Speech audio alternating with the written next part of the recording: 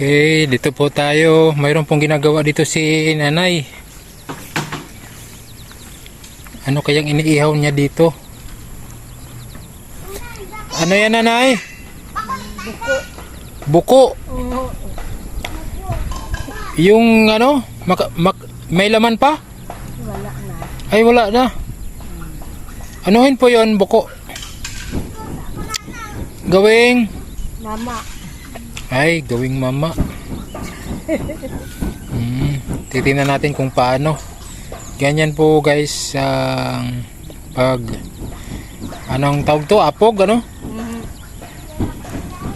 Yan, pinaapoyan. Yun po ay bahay ng isang shell na kinakain din po ang laman dito.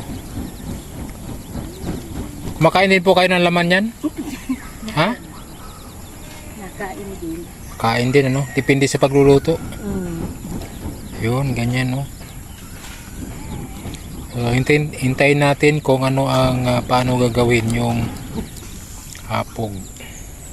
Yun po ay sangkap sa mama, no? Yun, yung kinakain nila. Ay, hindi naman kinakain, inunguya lang. Ano? So ilang taon ka po na nag-umpisa Dalaga pa ako. dalaga pa? Di sana ako maalam magmama. Oo. Kasi katinuroon ako ng siyahin ko. Nakatuto ako ng pagmama. So hindi siya sana matuto, kaya lang tinuruan siya ng kanyang tiyahin, dalaga pa siya. Ilang piraso yan ang nandyan? Ito yata yan. Ha? Ito. 7? Bakit 7 lang? Marami naman yan dyan, di ba? Ano ang kailangang Hello. Anong kailangan lutuin? Yung bago o matagal na? Yung matagal na. Ay, matagal na. So, tingnan natin kung paano. Ayan. Kasi naabo na siya. O, di ba kumabitag? Pahaya niya man ka na ako diyon.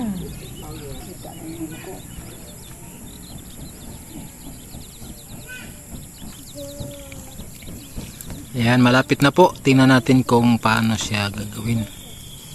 At tikman natin, ano? Pwedeng tikman? Matapang ito. Ay, ano ang epekto pag matapang masyado? Yung hindi mo lang dadamihan ang paglagay. Ano ang maging resulta? Nakakalasing? Nakakalasing pag.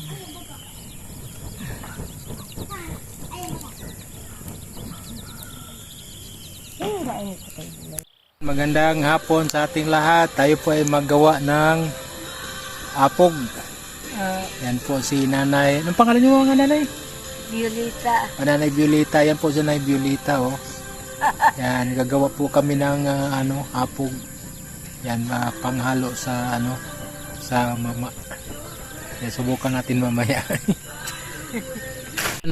Unti-unti na, malapit na. Kasi hihintayin pala yan maabo lahat, ano? Yun. Dito, he. Yun. Yun na yan.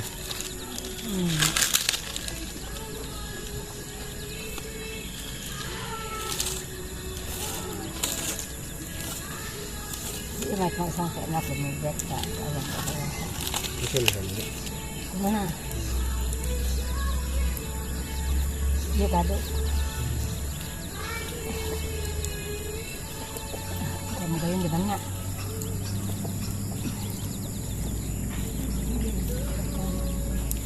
Ate, alam mo gayon.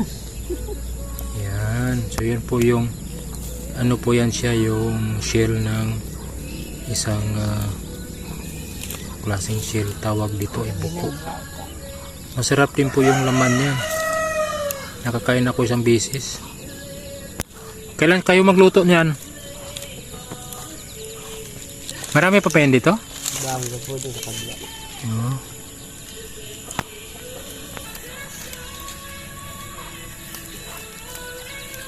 Sa ide, ade.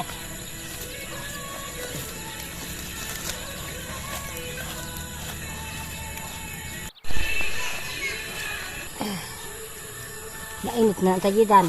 Kaya.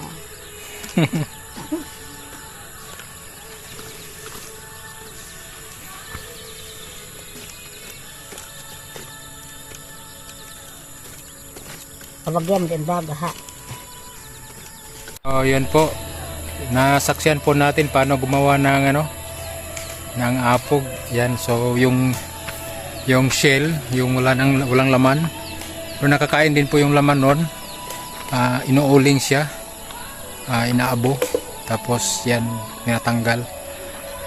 At yun ihalo siya sa ginagamit nilang mama. Okay, so yun po, living with the tribes. Mas lalo pa nating makilala sila, malaman yung mga kanilang mga kaugalian. Ano po? So God bless, bye bye.